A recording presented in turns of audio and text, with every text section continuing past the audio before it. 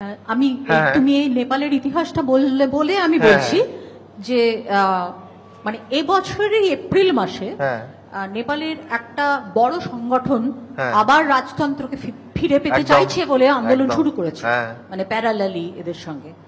এটাও একটা খুব অদ্ভুত মানে ইতিহাসে এরকম মুখ ফেরানো যে তারা গণতন্ত্র বা মানে ডেমোক্রেসি সম্পর্কে তারা টোটালি ফ্রাস্ট্রেটেড। ঠিক এতটাই যে এই তুমি ঠিক যে সন্দেহটা করছিলে যে জেনজির পিছনে কে, অনেকেই মনে করছিলেন যে যেহেতু রাজা এয়ারপোর্টে এখন রাজপরিবারের যিনি সব থেকে সিনিয়র সদস্য, তিনি নাবার পর থেকে এই মুভমেন্ট শুরু হয় এবং স্লোগানিং হয় এয়ারপোর্টে, অনেকেই মনে করছিলেন তার পেছনে রাজতন্ত্র আছে কিনা। কিন্তু যেহেতু স্কেলের অনেকটা ফারাক, সেহেতু হয়তো ঠিক ওইভাবে কনস্পিরেসি থিওরিটা এখানে।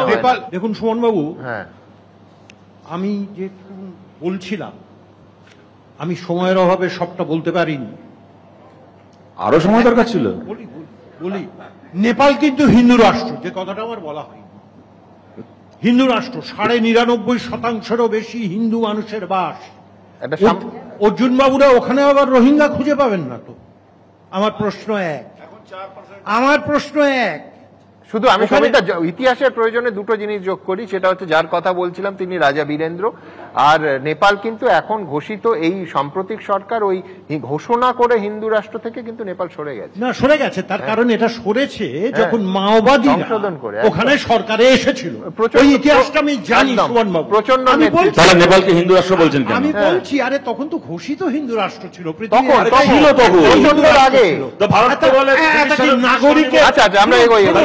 নাগরিকদের চরিত্র বদল হয়ে গেল। নাগরিকরাই ভোট দিয়ে ভারত ওটা আমি এই কারণে বলছি। এটা শুনুন না, এই কারণে শুনুন, আপনার গায়ে লাগবে। তার কারণ নেপালের ক্ষমতায় বামেরা, বিরোধীতে অতি বামেরা, সেই জন্য শতরূপদের গায়ে লাগবে। তার কারণ বাম এই সমালোচনাটা আমি গ্রহণ করছি, বিরোধীরা হচ্ছে অতি বাম, এই সমালোচনাটা আমি গ্রহণ করছি। এটা লাগবে ওদের গায়ে। এটা আমি গ্রহণ করছি। যেমন চীনের কথা এলে এদের গায়ে লাগে। ৬২ সালে চীনের সঙ্গে ভারতের যুদ্ধের পর কমিউনিস্ট পার্টির বিভাজন, ৬৪ সালে ম্যাকমোহন লাইন নিয়ে ওদের দ্বন্দ্ব। সিপিআই এবং সিপিএমটা ভাগ হলো কেন ১৯৬৪ সালে? ইতিহাসকে বিকৃত করবেন না।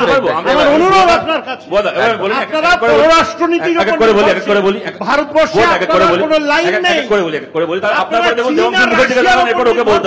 আপনার ভাষণের জন্য ওরা এরপরে বলা হবে না। আমি বুয়াদার এই সমালোচনাটা গ্রহণ করছি। নেপালে বামপন্থীরা ছিল সরকারে, চায়নায় বামপন্থীরা রয়েছে, অতএব আমি যেহেতু বামপন্থী আমাকে জবাব দিতে হবে।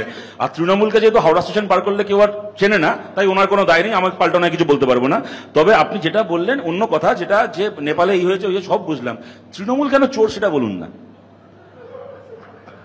আপনার কাছে আমার প্রশ্ন, আপনারা কেন খুনে ছিলেন? বাংলার মানুষ সেই জন্য তো শূন্য থেকে মহাশূন্য পায়। ভালো করেন, তাহলে আপনারা চুরি করবেন। এই যে চুরি করবেন, মানুষকে গিয়ে দিন, তাহলে চুরি করবেন। তাহলে বুদ্ধদেব শূন্য থেকে মহাশূন্য চুরি করবেন। শুনুন, বুদ্ধদেব চুরি করবেন না বলে বুদ্ধদেব আরে আপনার কথাটা আমি শুনেছি, এবার উত্তরটা নিন। বুদ্ধদেব ভট্টাচার্য কাকে উদ্দেশ্য করে পদত্যাগ করেছিলেন এই কথা বলে যে চোরেদের মন্ত্রিসভায় আপনি বলেছিলেন? এই উত্তরটা দিন না। আপনি মিথ্যাচার করবেন না, আপনি বলেছিলেন মিথ্যাচার করবেন না। সালে বুদ্ধদেব পদত্যাগ করেছিলেন, ২০২১ মন্ত্রিসভার বাঁকুড়ায় ক্যান্ডিডেট করা হয়নি কেন? উনি বলেছিলেন যে আমি চোরেদের গভর্নমেন্ট এমএলএ হব না। আপনাকে ২১ মমতা ব্যানার্জি প্রার্থী করলেন না, আমি এমএলএ হব না। আপনার পক্ষে বলছি, আপনি বলেছিলেন চোরেদের গভর্নমেন্ট এমএলএ হব না। আরে না, এটা সমীর চক্রবর্তী স্টেটমেন্ট যে চোরেদের সরকারে আমি কাগজের কাটিং বের করে দেবো, বের করে দেবো আপনাকে। যখন দেখা হবে আমি দেখিয়ে দেবো।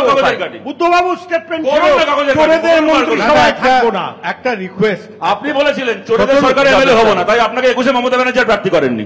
শতরূপ, একটা রিকোয়েস্ট, এই ডিবেটটা দেখলে না জেনজি আরো পার্লামেন্টারি ডেমোক্রেসি সম্বন্ধে বীতশ্রদ্ধ হয়ে যাবে। সুতরাং আমরা যেহেতু জেনজিকে নিয়ে আজকে ফোকাস করছি, ওদের মেজাজটা আরো তিতিবিরক্ত করে তো লাভ নেই। আমি তো জানি যেখানে ডিবেট থেমে যায় সেখানেই জেনজি রিজলিউশন হয়। কিন্তু পারহ্যাপস এই ধরনের কনভারসেশন আমি একটা কথা বলি, আমি একটা দুনিয়ার লোকের সুবিধা কেন করে? যতগুলো আন্দোলন হয়েছে, হয় ছাত্র আন্দোলন নয় শ্রমিক আন্দোলন। কে বলেছে? পৃথিবী জুড়ে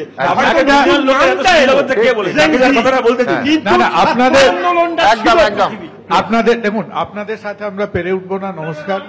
না না, যেহেতু বিকজ না, কারণ কন্টেম্পোরারি সমসাময়িক সময় আমরা আজকে নেপালের আন্দোলনের পার্সপেক্টিভে দুবার তিনবার বহুবার আজকে ডিজিটাল ডেমোক্রেসি, সোশ্যাল মিডিয়া ক্ষমতার কথা বলেছি।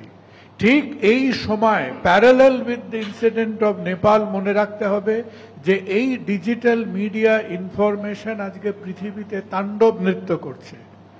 গতকাল গত পরশু লন্ডনের বুকে 1.5-2 লক্ষ মানুষ জোগাড় হয়ে সেখানে ইলন মাস্ক লেকচার করেছেন একটা রেসিস্ট অ্যাসেম্বলি, যেখানে তারা অ্যান্টি ইমিগ্রেশন এবং এই সোশ্যাল মিডিয়াকে ব্যবহার করে আজকে এক একটা সভ্য শিক্ষিত দেশে আগুন জ্বলতে শুরু করেছে। America is probably standing at the বোধহয় সেকেন্ড সিভিল ওয়ারের মুখোমুখি হচ্ছে এই চার্লি কার্ক নামক ছেলেটির মার্ডারের পরে। সুতরাং আমরা একটা অদ্ভুত সময়ের মধ্যে আছি, যেখানে একই সময়ে আমরা ডিজিটাল ডেমোক্রেসি দেখলাম, আজকে নেপালে একটা গভর্নমেন্ট পড়ল, সেখানে চাকরি বাকরি নেই, মানুষ খিদের মধ্যে আছেন, আনএমপ্লয়মেন্টের মধ্যে আছেন। অথচ যে দেশগুলো নাকি সভ্য, যে ডেমোক্রেসিগুলো নাকি স্টেবল, সেই ডেমোক্রেসিতে আজকে একেবারে কেরোসিন তেল ঢেলে আগুন জ্বালাচ্ছে এই divisive racist propaganda through digital democracy. একদম। আচ্ছা, আমি একটু বলি, আমি 2-3টে কথা জাস্ট একটু বলে নিই। প্রথম কথা হচ্ছে বোলান্দি লাস্ট একটা কথা বলে শেষ করলেন, সেটা হচ্ছে শান্তাদেবীর ঘটনাটা নিয়ে, বিশেষ করে যে সিপিএম হলে এই স্তরে নামতো কিনা এটা আপনার সন্দেহ আছে। আমি যেইটুকু জেনেছি সেটা হচ্ছে ক্যালকাটা ইউনিভার্সিটির উপাচার্য সন্তোষ ভট্টাচার্যের সঙ্গে কি হয়েছিল আমার চেয়ে ভালো আপনি জানেন। এখন তো রাজনৈতিক বিতর্ক চলছে, কেউ রাজনৈতিক কাজ করছেন, তার রাজনৈতিক ইয়ে চলছে, ওই ঢুকতেই পারতেন না ক্যাম্পাসে, তাকে তার বাড়িতে বসে কাজ চালাতে হতো, এবং সেটাও বামেদের জমানায়, জ্যোতি বসু তখন মুখ্যমন্ত্রী ছিলেন। 2 নম্বর বক্তব্য হচ্ছে, হ্যাঁ 80-র দশকে। 2 নম্বর কথা হচ্ছে শতরূপদা বক্তব্যের সময় বলল ম্যাঙ্গো এই করেছিল ওই করেছিল আপনাদের সময়। মেনলি পুলিশের গুলিতে মৃত্যু, আন্দোলনে, রাজনৈতিক আন্দোলনে পুলিশের গুলি চালনা, তার সঙ্গে শতরূপদা যে ইনসিডেন্টের এক্সাম্পল গুলো দিল সেগুলো রাজনৈতিক ক্ল্যাশ, রাজনৈতিক ঘটনা, দুর্ভাগ্যজনক ঘটনা। কিন্তু পুলিশকে ব্যবহার করলে পুলিশের গুলিতে মৃত্যু। আর সুদীপ্ত সেনগুপ্তের কথা, যেটা সম্ভবত সুদীপ্ত পদবিটা আমার ভুল হতে পারে, হ্যাঁ সুদীপ্ত গুপ্ত, সুদীপ্ত গুপ্তের যে ঘটনাটা ছিল, if I am not wrong, সে বাসে করে যাচ্ছিল এবং লাইট পোস্টে তার মাথা ধাক্কা লাগে। সেই ঘটনাটার পর বিচার বিভাগীয় তদন্ত হয়েছিল এবং বিচার বিভাগীয় তদন্তে কিন্তু বেরিয়ে এসেছিল ওই মৃত্যুর কারণ অ্যাক্সিডেন্ট ছিল, কোনো পুলিশের গণপ্রহার নয়। চতুর্থ বক্তব্য হচ্ছে যে পাবলিক খেপে গেলে কে কি করবে জানি না, আমরা তো কেউ দায়িত্ব নিতে পারি না, শতরূপদা বলল, অর্থাৎ বকলমে উস্কানি দেওয়া আর কি। সেটাই যদি হয়ে থাকে তাহলে 2011-তে সরকার পরিবর্তনের পর বর্ধমানে যে প্রদীপ তাকে নিয়ে যে ঘটনাটা ঘটেছিল, ওটাকেও কি শতরূপদা সাধারণ মানুষের ক্ষোভ হিসাবে দেখবেন? তুমি প্রদীপটা আর কমল গায়নের কথা, হ্যাঁ প্রদীপটা কমল গায়ন, ওটাকেও কি শতরূপদা পাবলিকের ক্ষোভ হিসাবে দেখবে যদি 2019-এর লোকসভা নির্বাচনের পর তৃণমূল নেতাদের বেঁধে রাখাটা পাবলিকের কাজ হয়? চতুর্থ বক্তব্য, একটা জিনিস হচ্ছে লক্ষ্মীর ভান্ডার যারা পায় তারাও নাকি স্লোগান দিচ্ছিলেন কি জুতো মারো তালে তালে। না, লক্ষ্মীর ভান্ডার পাওয়া কেউ বা বাংলার সাধারণ মানুষকে ওই স্লোগান দেননি। প্রথম দিন আরজি করে 14ই আগস্টের রাত দখলে সাধারণ মানুষ নেমেছিলেন, আমার বাড়ির দিদিমণিরাও নেমেছিলেন, স্বীকার করতে কোনো অসুবিধা নেই, কারণ এটা একটা সিস্টেমের এগেনস্টে ক্ষোভ ছিল, শোনো কোনো একটা ঘটনার বিরুদ্ধে নয়, সিস্টেমের এগেনস্টে।